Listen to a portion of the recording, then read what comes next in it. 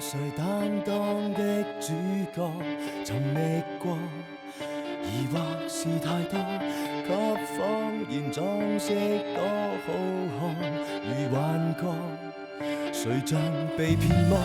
線索越天網蓋塵灰天幕，得知離開消失感覺，留下愛。遺憾亦太多，分開時一聲不枉過，誰遠方懷念着最初，發覺是分秒暗藏背後多。如若再觸碰之後，一切掠過，留着千絲的思緒片段零落，願抹仿似這樣蒸發美國。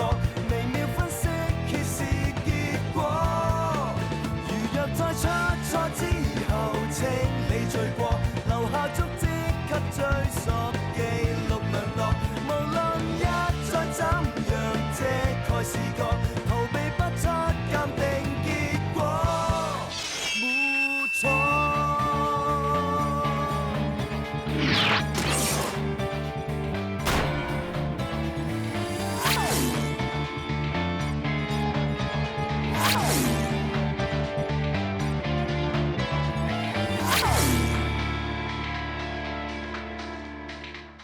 សម្បត្តិបំផិតដែលសរសេរឲ្យចៅស៊ីនហ្វានគឺលោកសរសេរខ្ញុំសរសេរថ្មិញមកក្របក្នុងចំណោមនោះដែលនៅក្នុងគ្រោងឆ្អឹងច្បាស់ជាមិនមែនរបស់ឆ្កែអនាថារបាយការណ៍ DNA ថ្មិញធៀមទូចចេញមកហើយម្នាក់នេះបើមិនឪពុកអ្នកស្លាប់ក៏ជាកូនប្រុសបង្កើតគេដែរពួកយើងបានយក DNA លោកនិងចៅស៊ីនហ្វាមកប្រៀបធៀបគ្នាគេពិតជាឪពុកលោកពិតមែនបើអាចបញ្ជាក់ថាគេសម្លាប់មនុស្សដើម្បីការពារខ្លួនគេនឹងអាចកាត់បន្ថយទោសបានច្រើនអរគុណដែលគ្រប់គ្នាបានជួយពួកយើងធ្វើការជាក្រុមអញ្ចឹងសម្ពាធក៏តិចជាងមុនដែរបានន័យថាលើកនេះមានពលលោកបកិស្មាននឹងខ្ញុំមិនយល់ថាហត់ទេ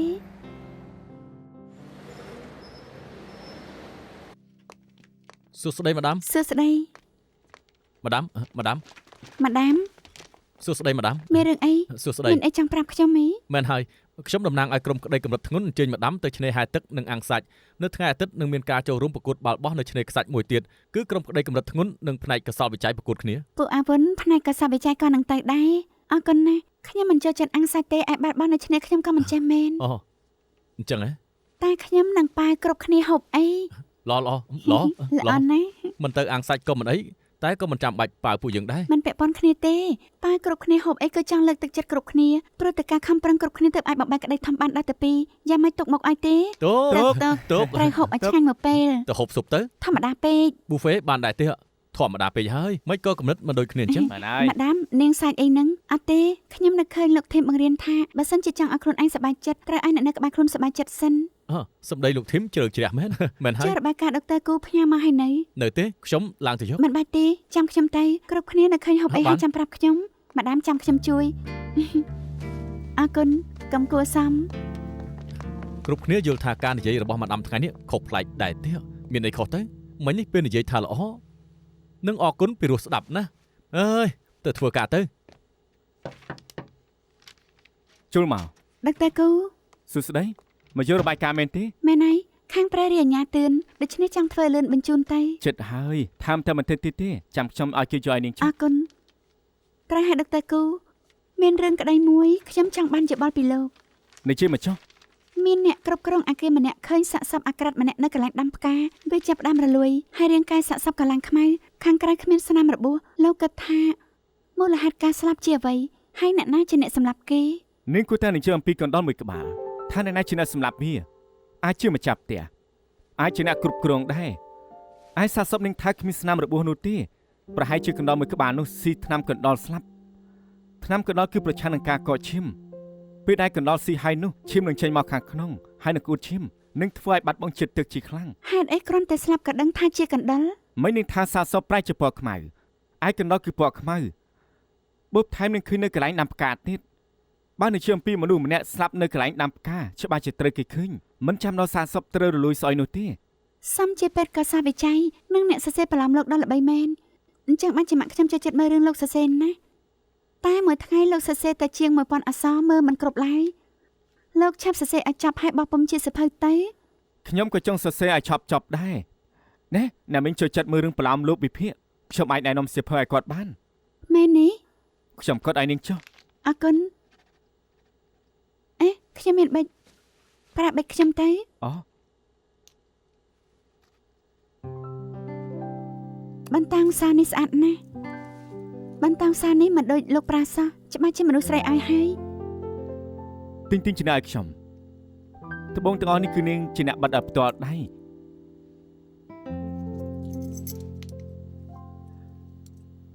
នៅលើប៊ិចនេះគឺមានអក្សរលឹក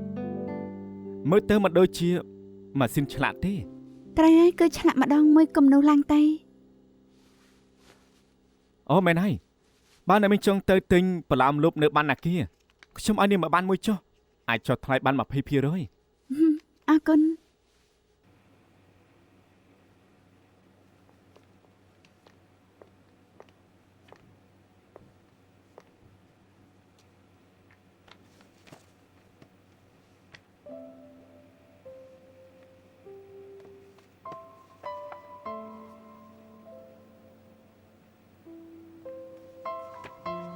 សំតើមានអាល់ប៊ុមរូបភាពជំវិញទីក្រុងប៉ាសប្រទេសអង់គ្លេសទេ ចាំខ្ញុំជួយរកឲ្យចាំតិចសិនទៅ អរគុណ ចង់បានទេសភាពនៅទីក្រុងវិលត្រូវតែ Bus the City of Romance ខ្ញុំធ្លាប់ឃើញសៀវភៅនៅក្នុងអ៊ីនធឺណិតតែមិនដឹងថាហុងកុងមានលក់ដែរឬក៏អត់ទេចាំខ្ញុំជួយរកឲ្យនាងចុះ អរគុណ កុំគួរសមអីប្រហែលឆ្នាំមុនខ្ញុំបានមើលសៀវភៅមួយក្បាលនៅ Bus រូបទេសភាពដែលជាង Todd Davis ថតនៅកាលនោះពិតជាស្អាតខ្លាំងណាស់ស្ដាយណាស់ដែលពេលនេះរកមិនបាន លោកធ្លាប់ទៅប៉ាសហី ខ្ញុំធ្លាប់នៅទីនោះមួយរយៈពេលខ្ញុំស្រឡាញ់ទីនោះណាស់គ្រប់ជ្រុងជ្រោយសិតតែដូចគំនូរល្បីដូចទៅដល់កន្លែងដែលរ៉ូម៉ាន់ទិកមួយអញ្ចឹងយល់ថាមានក្តីសុខនិងផ្អែមល្ហែមណាស់ដូច្នេះមនុស្សភាគច្រើនទៅទីនោះរៀបការ ខ្ញុំក៏ធ្លាប់ទៅទីនោះត្រៀមនឹងរៀបមង្គលការដែលមានក្តីសុខនិងរ៉ូមែនទិកមួយដែរ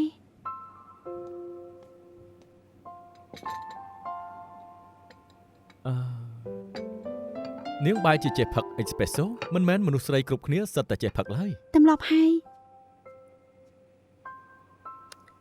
តែនៅតែល្វីង កាហ្វេគឺត្រូវតែល្វីងអញ្ចឹងឯងតែនាងមានសិទ្ធិជ្រើសរើសវាថាថែមស្ករឬក៏ថែមទឹកដោះគោអញ្ចឹងវាលែងល្វីងរបស់ដាក់នៅចំពោះមុខនាងហើយត្រូវមើលថានាងឬចំណេញ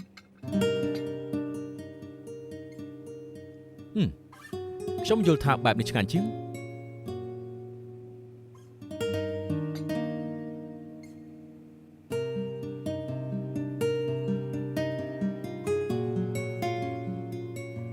អូនាងដឹងទេថាកាហ្វេអាចធ្វើជាបង្អែមបានអ្នកជំនាញនិយាយថាការហូបបង្អែមអាចធ្វើឲ្យសប្បាយចិត្តកាហ្វេអាចធ្វើជាការ៉េមកាហ្វេចាហួយកាហ្វេឬធ្វើជាមូសរសជាតិកាហ្វេ តែលោកថាធាតុដើមកាហ្វេគឺល្វីងទោះជាធ្វើឲ្យចេញមកក៏នៅតែល្វីងដែរតែមែនទេ មិនប្រកបទេច្បាស់ជាមានវិធីធ្វើបង្អែមកាហ្វេមិនល្វីងបាន ពិបាកណាស់ បានគួរតែមិនពិបាកទេ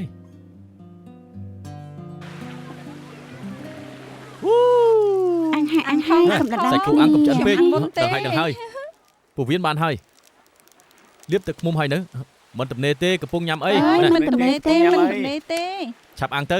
អាវុនណានៅក្តៅនៅឡើយទេណា អរគុណ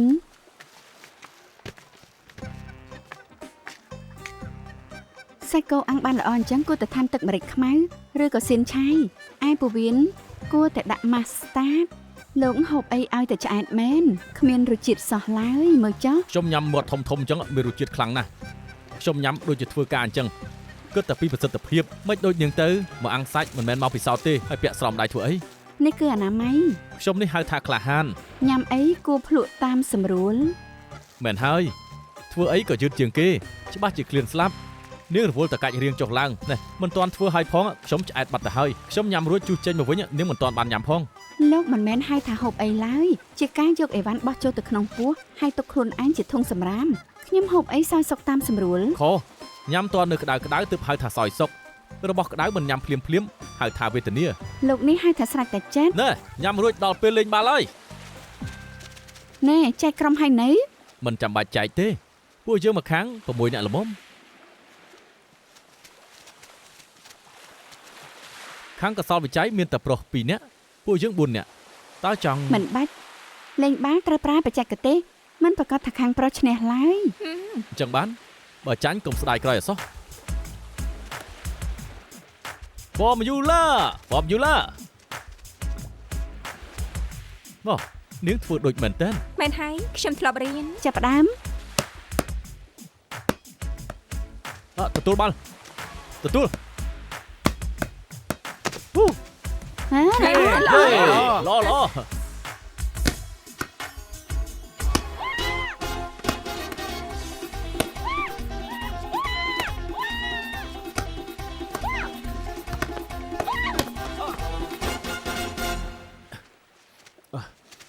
លោកចាំមិនហើយ មិនទេ លោកឈាមច្រមុះហើយយ៉ាងម៉េចហើយមិនអីទេ មកពីខ្ញុំជួយខាត់ឈាមឲ្យ មិនអីទេ មកអង្គុយមកកុំខ្លាចអី នេះ ខ្ញុំធ្លាប់រៀនសង្គ្រោះបន្ទាន់ណា នាងធ្លាប់រៀនណាអញ្ចឹងគ្រោះថ្នាក់ហើយ អញ្ចឹងគ្រោះថ្នាក់ហើយ សង្កត់វាទៅ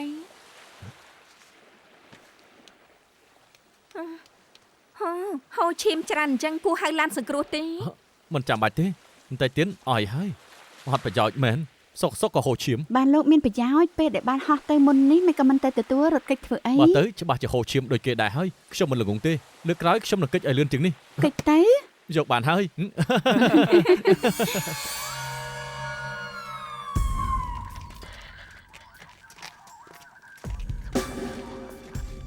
លោកធីមម្ដាមនៅខាងក្នុងចាំពួកលោក ម្ដាមមក លោកធីម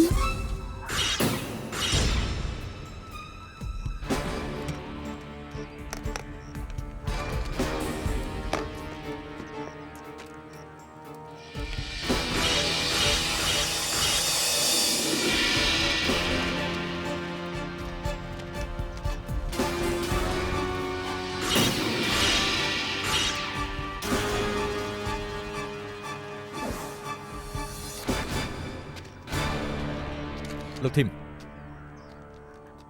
មានការអីអាសិន 1 ម៉ោងមុនគឺម្នាក់នៅខាងក្រៅនោះតែប្តឹងប៉ូលីសថាឃើញសាកសមគេថាពេលនោះបណ្ដាឆ្កែនៅក្បែរនេះហើយស្រាប់តែឆ្កែដាច់ខ្សែក៏រត់ចូលដល់គុំស្មៅពេលគេចូលមកក៏ឃើញសាកសមនេះតែម្ដងទៅចុះលោកធ្លាប់ជួបអ្នកស្លាប់ដែរទេ មិនដែរសេម កម្ដៅថ្លើមអ្នកស្លាប់គឺ 12.9 អង្សាសេស្លាប់ប្រហែលជាម៉ោង 7 ដល់ម៉ោង 9 យប់តែក្បាលខាងក្រៅគឺមានការហើមគូតែវាប្រហាមុនពេលដែលស្លាប់ហើយខ្លួនប្រាណគឺមានស្នាមរបួសច្រើនកន្លែងមុនពេលដែលស្លាប់គឺមានអំពើហិង្សា ជាងគេ សាច់ដុំជើងសងខាងអ្នកស្លាប់មានការរុំតូចគួរតែពិការ បាតស្បែកជើងគេស្អាតចេះគ្មានប្រឡាក់សុបបីបន្តិចគេគួរតែមិនចេះដើរទេម្យ៉ាងកែងស្បែកជើងគេមានការកកិតគឺជាស្នាមអុសម្ យ៉ាងស្នាមកកិតគឺត្រង់បានន័យថាអ្នកស្លាប់ត្រូវគេអូសមកទីនេះដោយមិនដឹងខ្លួនម្យ៉ាងទៀតឃាតករមានតែម្នាក់គត់ បើសិនឃាតករមាន2នាក់ម្នាក់លើកក្បាលម្នាក់លើកជើងស្បែកជើងក៏មិនអាចកកិតដែរ បានអ្នកស្លាប់ដើរមិនបានគួរតែជិះរទេះរុញអាណារទេះរុញ ម្ដាមមានការប្រទះឃើញថ្មីមិញនេះពេលខ្ញុំដើរល្បាតនៅខាងក្រៅបានឃើញរទេះរុញនៅខាងមុខនៅត្រង់នោះម្ដាម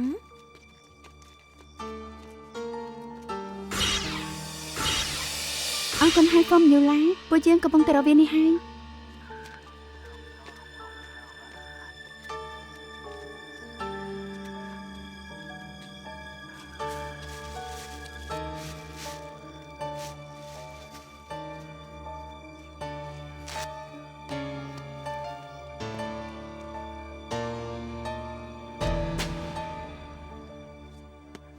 លុយអ្នកស្លាប់នៅឡើយ បានន័យថាឃាតករចង់ឲ្យគេស្លាប់ កូនស្រីខ្ញុំទៅ25ឆ្នាំទេអាឆាងត្រូវឡានបុកពីការតាំងពីតូចពេលរៀនសាលារៀនភាសាជប៉ុនគេបកប្រែតុក្កតានិងប្រឡោមលោកជប៉ុនឲ្យគេនៅផ្ទះគេពូកែនិងមានសមត្ថភាពណាស់ អ្នកស្រីហួងអ្នកជួបកូនស្រីអ្នកពេលចុងក្រោយនៅពេលណា ខ្ញុំធ្វើការលាងចានវេនយប់នៅក្នុងហាងមួយម្សិលមិញម៉ោង 6 ល្ងាចគេចេញក្រៅជាមួយខ្ញុំដូចរដងចឹងនៅកំដរខ្ញុំទៅចំណតឡានទៀតម៉ោងប្រហែលជា 7 ខ្ញុំទេទៅគេថាគេនឹងទិញម្ហូបត្រៀមចេញទៅផ្ទះ ខ្ញុំចង់ធ្វើស៊ុបសាច់សិនម៉ាក់ចូលចិត្តទេ មិនស្មានថាម៉ោង 12 យប់ខ្ញុំមកដល់ផ្ទះបែកជា មិនឃើញគេ ធម្មតាហងមេឆាងតេតទៅនឹងអ្នកណាខ្លះទេ គ្មានទេគេស្ងប់ស្ងាត់ណាស់ធ្វើការនៅផ្ទះរាល់ថ្ងៃយ៉ាងច្រើនទៅវិហារឬក៏ជួបជុំមិត្តនៅវិហារ ចុះគេមានបញ្ហាឬក៏មានចំនួននឹងអ្នកណាដែរទេ អូម្សិលមិញពេលគេជូនខ្ញុំទៅចំណតឡានរទេះរុញគេមិនប្រយ័ត្នក៏បុកចំប្រុសម្នាក់ ធ្វើស្អីនឹងបើកំបាក់ក៏មកលើផ្លូវទៅដៃទៅជើងគេណា ក្រោយមកឡានក៏បើកចេញទៅខ្ញុំគ្រាន់តែឃើញពួកគេឆ្លោះគ្នាក្រោយមកមានរឿងអីកើតឡើងខ្ញុំមិនដឹងឡើយ ចុះអ្នកស្គាល់ប្រុសម្នាក់នោះឬឃើញថាគេមានអ្វីពិសេសដែរទេ ខ្ញុំមើលមុខគេមិនឃើញឡើយតែគេស្ពាយកាបូបពណ៌ខ្មៅមួយកាបូបនោះមានរូបច្រើនណាស់នៅមានរូបឥន្ទ្រីផងដែរម៉ាដាមនាងត្រូវទៅរកឃាតករឲ្យកូនស្រីខ្ញុំផងខ្ញុំមេម៉ាយចិញ្ចឹមកូនស្រីម្នាក់ឯងពិបាកណាស់ ទឹកចិត្តចាស់អ្នកស្រីហួងមិនថាយ៉ាងណាទេពួកខ្ញុំនឹងរកឃាតករពិតឲ្យឃើញផ្ដល់ភាពយុត្តិធម៌ឲ្យគេ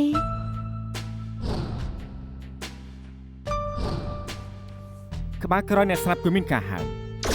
គួរតែត្រូវគេវាយនឹងរបបធ្ងន់មុនពេលដែលស្លាប់តែរបួសមិនដល់ឆ្អឹងក្បាលឡើយយ៉ាងច្រើនធ្វើឲ្យគេសន្លប់មិនអាចផ្ដាច់ជីវិតគេបានទេកំពូលដៃសងខាងអ្នកស្លាប់របួសក៏ដៃក៏របួសដែរ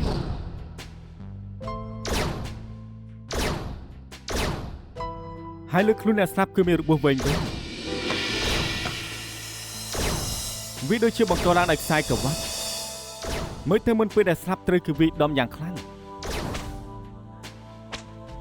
មើលទៅមានការសង្ស័យច្រើនណាស់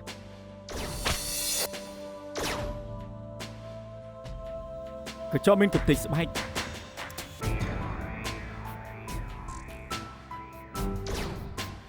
ឲ្យផ្នែកកសលបច្ច័យពិនិត្យមើលទៅបាទ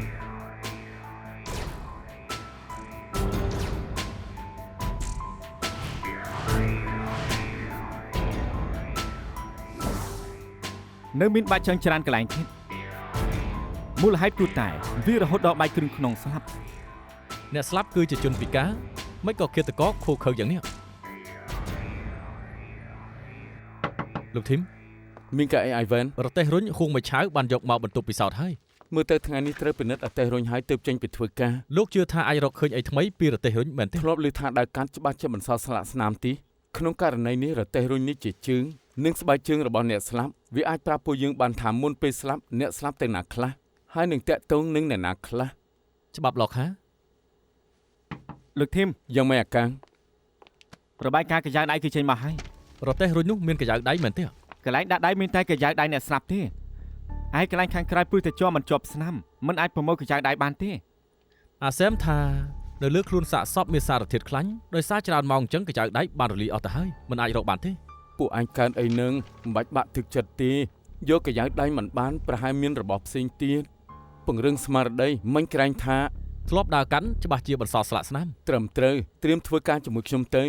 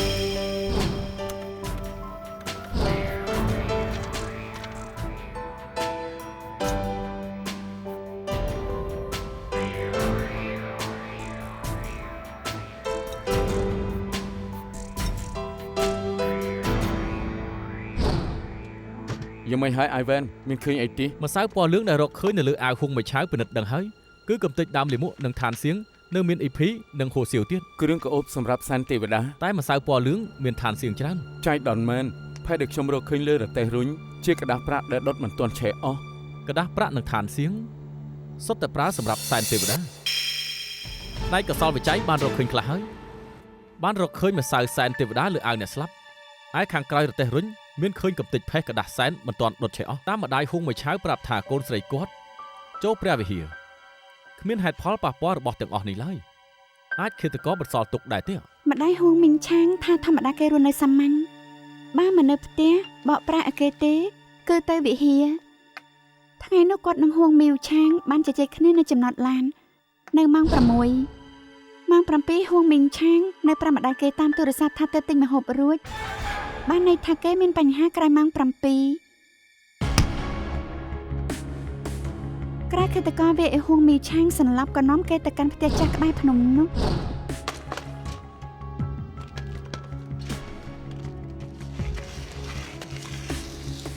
តែរបាយការណ៍ដុកទ័រគូថាដៃទាំងសងខាងរបស់អ្នកស្លាប់មានរបួស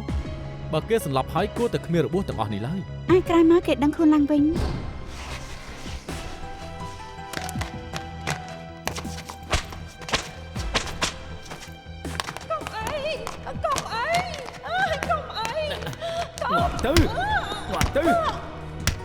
តាមរបាយការណ៍ទទួលបានថាអ្នកស្លាប់រងការវាយដំរហូតដល់បែកគ្រឿងក្នុងស្លាប់ពេលវេលាស្លាប់គឺម៉ោង7ដល់ម៉ោង9រឿងសំខាន់ដែលត្រូវស៊ើបពេលនេះគឺចន្លោះម៉ោង7ដល់ម៉ោង9នៅយប់កើតហេតុនោះតើអ្នកស្លាប់ទៅកន្លែងណាខ្លះជួបនឹងអ្នកណាខ្លះហើយគេបានប៉ះនឹងกระดาษប្រាក់និងគ្រឿងកអបសានទេវតាក្នុងស្ថានភាពបែបម៉េច ជាស្មាដាម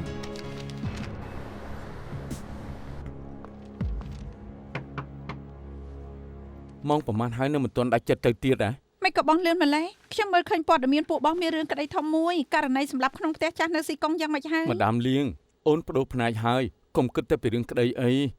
បានអញ្ចឹងនិយាយថាយប់នេះហូបអីទៅហៅអាសេមទៅជាមួយគ្នាទេ អាសែមហ៎យប់នេះគេត្រូវទៅជាយ៉ាងទៅជួបយាកឈីងយប់ណាស់ទៅមកវិញមិនបាច់រកគេទេ អញ្ចឹងខ្ញុំអាចរស់រើផ្ទះបាយបងបានហើយ រស់រើផ្ទះបាយបងហ៎តាមចិត្តចក្នុងទូទឹកកកមានអីវ៉ាន់ច្រើន ខ្ញុំអាចថនវ៉ាមហូប9មុខបានទេ 9មុខហ៎អូនចេះតែបំពងចាក់ខ្វាយចាំចេះធ្វើចាំគិតទៀត កាយយានប៉កុំមើលងាយខ្ញុំ បងមិនបានមើលងាយអូនទេព្រោះបងយល់ពីអូនរួចហើយ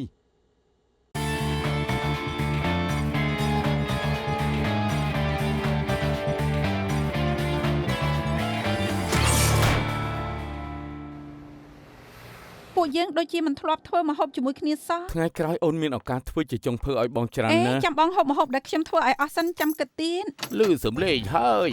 ពូថង មកពីចុងសានវិញនៅថ្ងៃនេះភ្ញាក់ផ្អើលដែរទេ ហើយយ៉ាមកពីថងសានថ្ងៃនេះវិញភ្ញាក់ផ្អើលដែរទេ ពូលៀង ចូលមក ចូលមកឈប់និយាយទៅមកចូលមក លើប៉ាបន្លែខ្ញុំលាងរួចហើយ អាកាង ខ្ញុំក៏ត្រូវប៉ាអូសមកធ្វើម្ហូបភ្លាមៗដែរក៏មើលមកខ្ញុំចឹងអី នៅនិយាយទៀតហ៎ប៉ាកំពុងតែផ្ងំសាច់ណែឆាប់ទៅមើលទៅប៉ាណាត់អាកាងមកដើម្បីបង្រៀនគេធ្វើម្ហូបពីមុនមើលទៅលើក្រោយក៏ត្រូវបង្រៀនដល់ឯងខ្លះដែរ ប្រកាសហើយស្រីម្នាក់នេះធ្វើម្ហូបប្តីនឹងឪពុកក្មេងគេច្បាស់ជាមានលៀបមាត់ហើយ ពិតមែនហើយ អេឯងមើលមុខប៉ាធ្វើស្អីនិយាយត្រូវមែនទេឯងស្លៀកខោអាវបែបនេះសុភាពរំទុំយល់ល្អថ្ងៃក្រោយរៀបការធ្វើជាប្រពន្ធគេថ្ងៃក្រោយមិនចាំបាច់រងព្យុះភ្លៀងឡើយកាន់ផ្ទះកាន់វែកល្អជាងកាន់កាភ្លើង ប៉ាមកមិនមែនដើម្បីនិយាយរឿងទាំងនេះទេដឹង អត់ទេប៉ាមកថ្ងៃនេះគឺចង់ចម្អិនម្ហូបឲ្យពួកឯងនឹង មើលដល់គេធ្វើម្ហូប9មុខគួរឲ្យចាប់អារម្មណ៍មានរឿងល្អចូលផ្ទះនឹកគ្នារយឆ្នាំស្រឡាញ់គ្នាដល់ចាស់មានកូនចៅច្រើ មើល ន ទៅអាហារនេះយើងត្រូវហូបតាមសម្រួលហើយ អូនឹកឃើញហើយចៅដែលនៅស្រុករួមគ្នានោះចិត្តរៀបការហើយខ្ញុំចង់ណែនាំឲ្យពួកឯងស្គាល់ផង អូនិយាយពីពូតុងអញ្ចឹង មែនហើយ ដូចជាអាយុប្អូនលោក2ឆ្នាំ មែនហើយមនុស្សមានវាសនាខុសគ្នាមែនគេសើចសុកទៅហើយខ្ញុំវិញស្អីក៏គ្មានអំបិលទាំងអស់អើយប៉ាមានធំក្លិនអីទេក្លិនអីក្លិនខ្លោចហ៎ ប៉ា អត់ទេ ប៉ាចង់ឲ្យអាកាងធ្វើម្ហូបមកពេលនេះហ៎ យ៉ាមែនហើយសាច់របស់ខ្ញុំណាសាច់យើងណាកាងឯងមើលភ្លឺយ៉ាងម៉េចហ្នឹង យកកាបូបទៅដាក់ក្នុងបន្ទប់ទៅ បាន ហើយ ធ្វើតាមសម្រួលចុះកុំអាលទៅណែហើយយ៉ាមនុស្សចាស់2នាក់នេះរួមគំនិតគ្នាច្បាស់ណាស់ សូម្បីបងក៏ដឹងក្លិនខ្លោចដែរ ខ្លោចតែបន្តិចទេសរុបទៅបាញ់ម្ហូបយប់នេះញ៉ាំតាមសម្រួលបាន គួរតែប្រញាប់ទិញសម្បត្តិឡានហើយខ្ញុំជូនពួកគាត់ទៅចុងសានដោយផ្ទាល់ ចុះអូនគិតយ៉ាងម៉េចឡើងឡានឬអត់ ខ្ញុំគ្មានវិសមការមិនអាចកំដរពួកគាត់ទេ បងមិននិយាយពីឡានទៅចុងសានទេបងនិយាយពីឡានក្រុងនៅលន់ដុន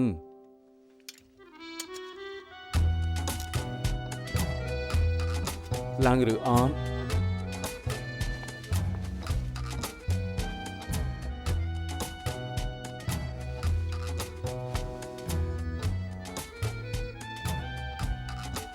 សៀវយើងរៀបការជាមួយបងទៅឬដល់ដំណាក់កាលនេះហើយអូននៅតែមិនព្រមពាក់អញ្ជើញបងនេះទៀតបងបានលុតជង្គង់ហើយណាបើអូនមិនយល់ព្រមជើងបងនឹងស្ពឹក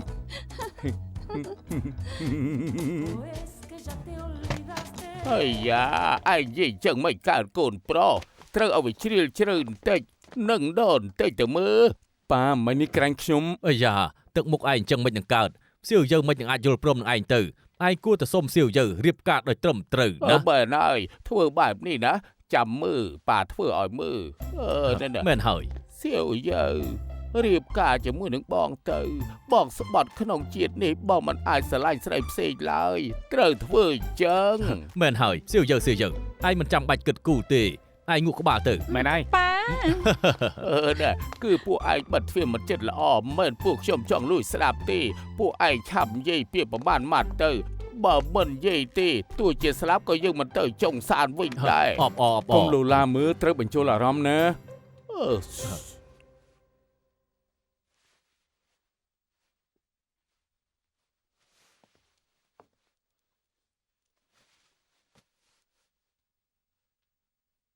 រៀបការជាមួយបងទៅ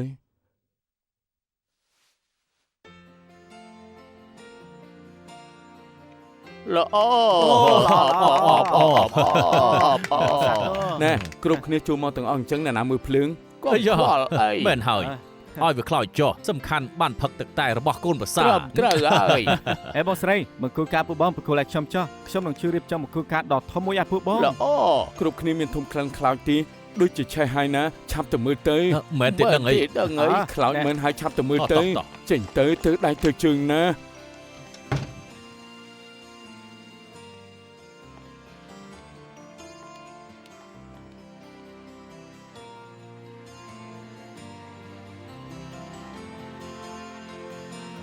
ប្រពន្ធសម្លាញ់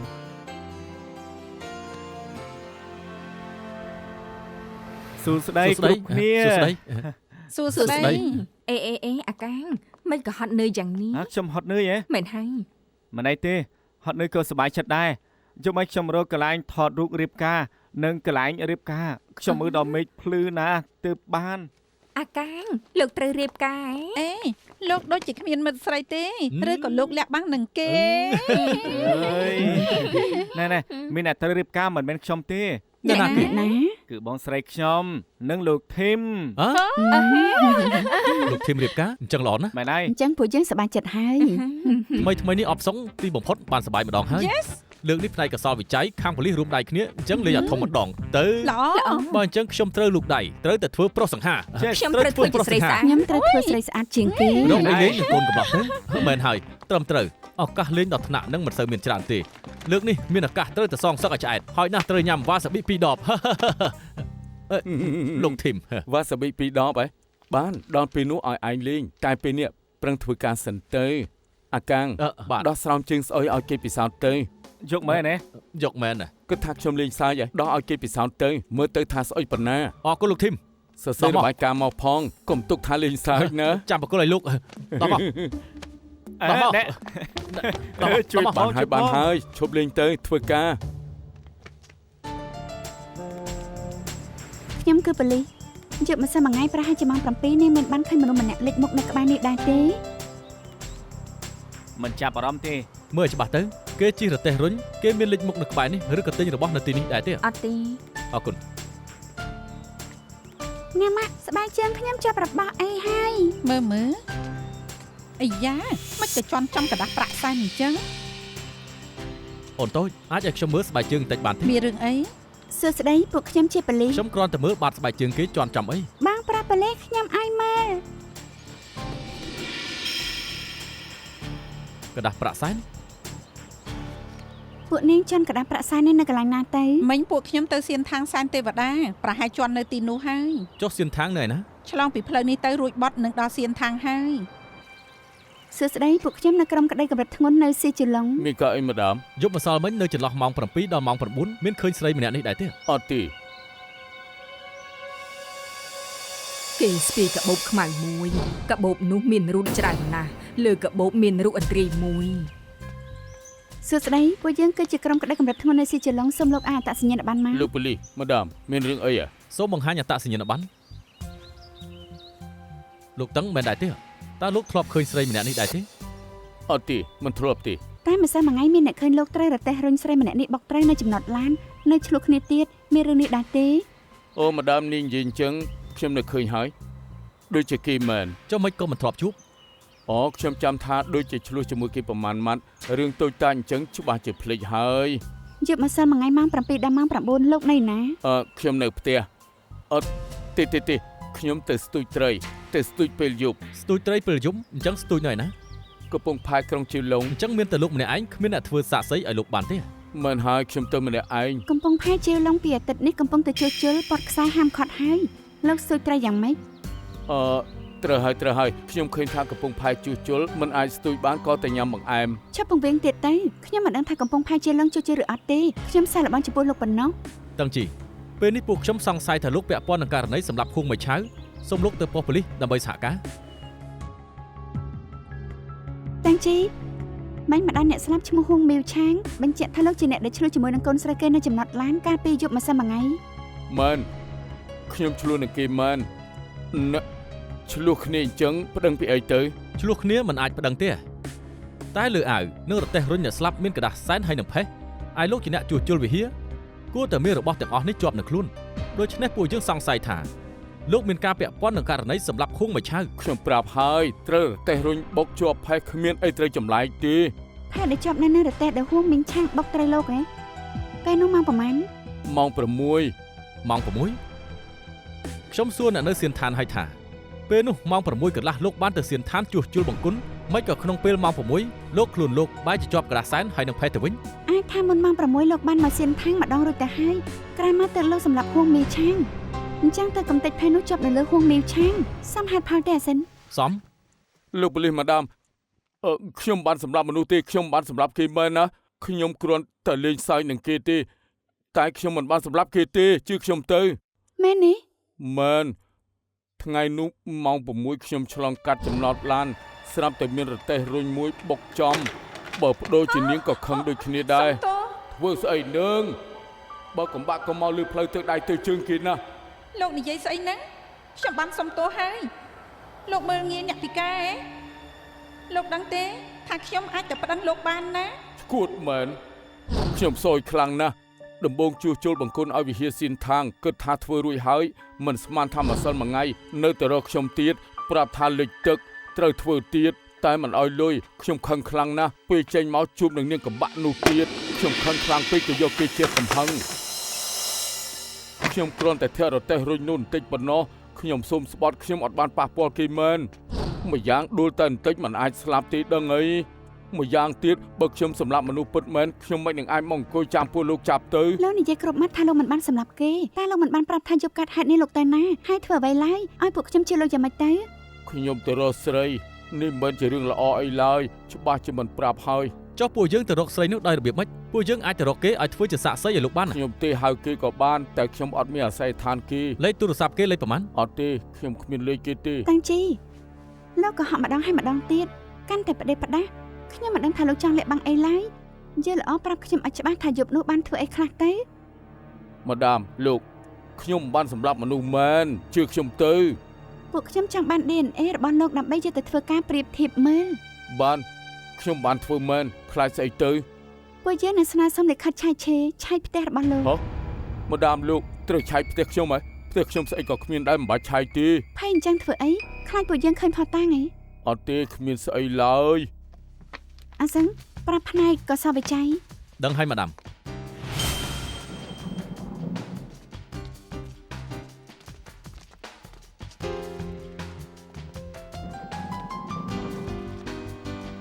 ប៉ូលីសតើ ហើយយ៉ាថាហើយមុននឹងក្រោយគេនឹងមានរឿង អញ្ចឹងតើទៅប៉ូលីសឡើងមកដល់ផ្ទះ មែនហើយ ម៉ាដាមលោកប្រាប់ឲ្យថាផ្ទះខ្ញុំគ្មានអីទេមិនបាច់ឆាយឡើយ បើកទ្វារទៅ ខ គ្មានកូនសោទេ ឆៃហាប៉ាគេទៅ អេលោក លោកនេះជាស្អីឆាប់យកចេញមកឲ្យលឿន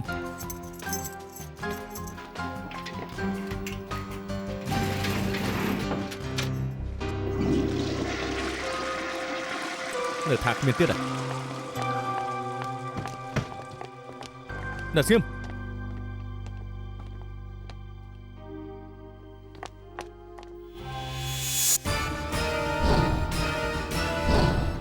ឯងជប់អីទម្លាក់ជប់បង្គន់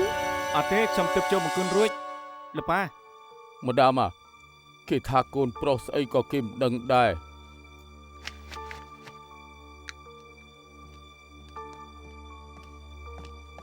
យ៉ាងម៉េចហើយ គួរតែជាថ្នាំក្អកអាកាំង អាសឹងនាំមកពុកគេចូលមក អាឡិនតួអញចាក់គ្រឿងញៀនកម្រិតស្រាលម្សៅស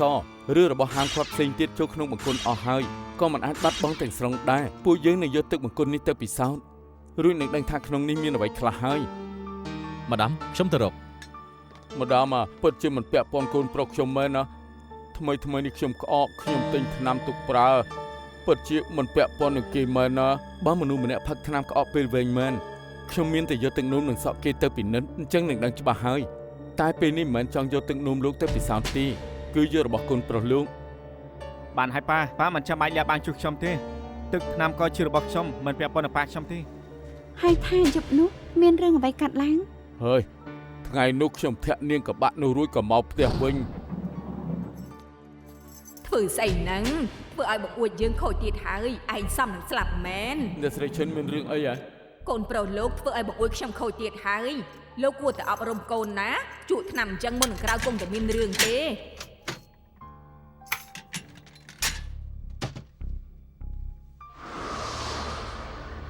អាយស្អីអីឯងផឹកថ្នាំក្អកហ៎ឆាប់ក្រោកឡើងមកឲ្យលឿនឡើងឆាប់ជាក់វាចេញវិញឲ្យអស់ភ្លាមផឹកថ្នាំក្អកសប្បាយណាស់ហ៎សប្បាយណាស់មែនទេហ៎មិនគេច្រើនម្ល៉េះមិនក៏មានថ្នាំក្អកច្រើនម្ល៉េះឯងលក់ថ្នាំទាំងនេះផងហ៎អាចជាប់គុកណាស់អាល្អិតលក់ថ្នាំក្អកគឺលើមើលច្បាប់ស្វាងហើយនៅម្ដាមខ្ញុំដឹងថាក្នុងផ្ទះខ្ញុំមានថ្នាំក្អកខ្ញុំខ្លាចនាងមកឃើញទើបមិនហ៊ានប្រាប់ថាយប់នោះខ្ញុំទៅទីណាតែខ្ញុំសូមស្បត់ថាខ្ញុំអត់បានសម្លាប់មនុស្សមែនណា មែនហើយខ្ញុំអាចធ្វើសាកសីឲ្យប៉ាខ្ញុំបាន បិទមាត់ទៅ ឯងជាកូនប្រុសគេឲ្យឯងនិយាយអីឯងច្បាស់ជានិយាយហើយលោកថាអ្នកចិត្តខាងលោកដឹងថាលោកចូលផ្ទះវិញម៉ោងប្រហែលអញ្ចឹងខ្ញុំឲ្យគ្នាទៅមើលឯងប្រើប្រាស់ថ្នាំក្អករក្សាទុកថ្នាំដែលហាមខុតខុសច្បាប់ខ្ញុំនឹងប្រគល់ឯងទៅផ្នែកគ្រឿងញៀនដោះស្រាយ ម្ដាមកូនខ្ញុំនៅក្មេងល្ងើមកពេលបើសិនជាចាប់គេនឹងអស់អនាគតហើយលោកតឹងលោកស្មានថាធ្វើអញ្ចឹងជួយកូនប្រុសនឹងការពារគេហ៎តាមពិតធ្វើបាបគេទៅវិញទេគេនៅក្មេងយ៉ាងនេះក៏ផឹកថ្នាំក្អកបន្ទាប់មកនឹងជក់គ្រឿងញៀនកម្រិតស្រាលរួចលក់ថ្នាំញៀនបើលោកមិនជួយគេឲ្យទាន់ពេលគេនឹងចាប់ហើយ ខ្ញុំបានសួរអ្នកស្រីឈិននៅក្បែរផ្ទះតឹងជីបញ្ជាក់ថាគេមិនបានកុហកយប់នោះម៉ោង 7 ជាងតឹងជីមិនបានមកផ្ទះវិញមែនគាត់ប្រាប់ថានៅធ្លាប់មិននិយាយពីកូនប្រុសគេទៀតផងម៉ាដាមរបាយការណ៍ DNA តឹងជីបញ្ជាក់ថាមិនត្រូវគ្នានឹង DNA ស្បែកដែលរកឃើញលើខ្លួនហួងមួយឆៅទេបញ្ជាក់ថាគេមិនមែនជាឃាតករសម្រាប់ហួងមួយឆៅរកយូរដល់ម្លឹងបែរជាគ្មានតម្រុយអីបន្តិចសោះ ឲ្យតែល្មើសច្បាប់ប្រកាសជារកផុសតាំងឃើញ ម៉ាដាមស្មារតីល្អមែន មែនហើយពេលចេញពីក្រុមក្តីកម្រិតធ្ងន់ភ្លាមក៏លែងមានសម្ពាធស្មារតីក៏ល្អ អត់ទេខ្ញុំថាអ្នកដែលចិត្តរៀបការទៅផ្លាស់ប្ដូរអញ្ចឹងឯង ឲ្យតែល្មើសច្បាប់ប្រកាសជាអាចរកផុសតាំងឃើញនេះជាឃ្លាមាសរបស់លោកធីមមិនទាន់ខ្លាយជាអ្នកស្រីកៅផងបែរជានិយាយត្រូវគ្នាទៅហើយគេថាប្តីប្រពន្ធនៅជាមួយគ្នាកាន់តែយូរកាន់តែដូចគ្នា មែនហើយ មិនក៏នឹកឃើញមកលេងពួកយើងអញ្ចឹង គ្រាន់តែឆ្លងកាត់តែមានអំណោយនំស្រស់ថ្មី ល្អណាស់មានរបស់ញ៉ាំហើយ នៅញ៉ាំទៀតហ៎មុខនាងដូចនំប៉ាវទៅហើយ ប៉ុណ្ណឹងលោកញ៉ាំបានគឺជាលៀប អញ្ចឹងញ៉ាំចុះ បាន កុំថាឲ្យចូលស៊ីអីគេចូលចិត្តហូប តែម៉ាដាមយុត្តិធម៌ ត្រូវឲ្យចូលស៊ីក្រែងឯងថាមានកន្លែងមួយអាចទិញរស់មេរីនិងប៉ែលីសៀងដែលអាចចម្អិនម្ហូបបានណានៅឯណាទៅ នៅក្រុងជាវឡុង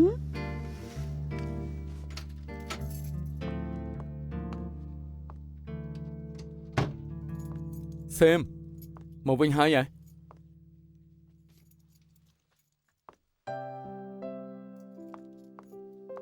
អូមករុក្ខជាតិច្រើនម្ល៉េះ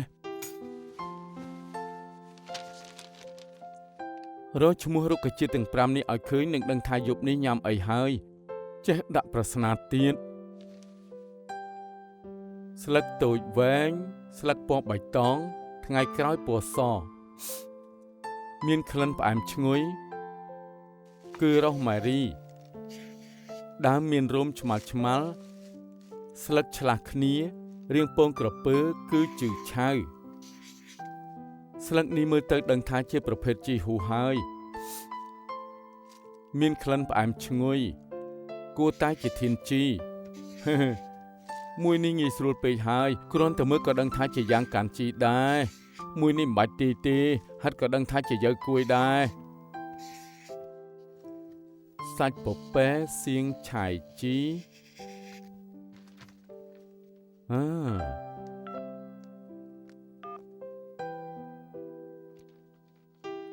ម្ដាមលៀងហ្គេមអូនមិនត្រឹមតែមិនពិបាកទេម្យ៉ាងត្រូវបង្ខំទទួលយកទៀតបងអានឲ្យស្ដាប់សាច់ពពែសៀងឆៃជីតែផ្កាដែលយកមកឲ្យទាយដូចជាមិនសូវត្រូវទេខ្ញុំរកគ្រប់កន្លែងទើបអាចរកផ្កាទាំងនេះបានខ្ញុំគិតថាបងឆ្លាតអញ្ចឹងច្បាស់ជាអាចទីត្រូវតែមិនស្មានថាបងទីបានលឿនអញ្ចឹងសោះមានរុក្ខជាតិ7ដើមនៅនឹងមុខដូចជាមានអសរបើនៅទីមិនត្រូវទៀតអញ្ចឹងគឺយ៉ាប់ហើយបានហើយដឹងថាបងឆ្លាតយប់នេះធ្វើសាច់ពពែសៀនឆាជីជារង្វាន់ឲ្យបងហូបយ៉ាងម៉េចចូលចិត្តទេមកមុខនេះគ្រឿងច្រើនណាស់អូនចេះដែរទិញគ្រប់អស់ហើយខ្ញុំទៅជាលងឈិនតិចទៀតទៅផ្ទះបងបានអូនមិនត្រូវការឲ្យបងជួយទេហ៎បើមែនបងនឹងយកនេះចេញមកមើលនេះបណ្ដាចាំញ៉ាំបណ្ដាមានអីពិបាកទេណែមិនក៏មិននិយាយខ្ញុំកំពុងចាំតាក់ស៊ីបានហើយ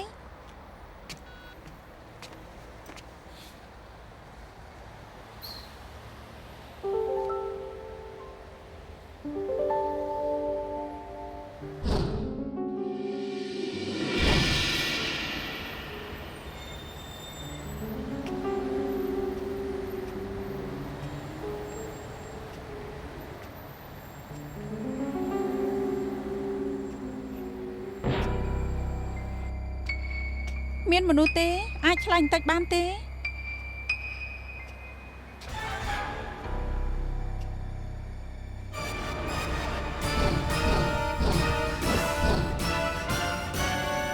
្នកនាងមានរឿងអីអ្នកនាងដឹងខ្លួនឡើង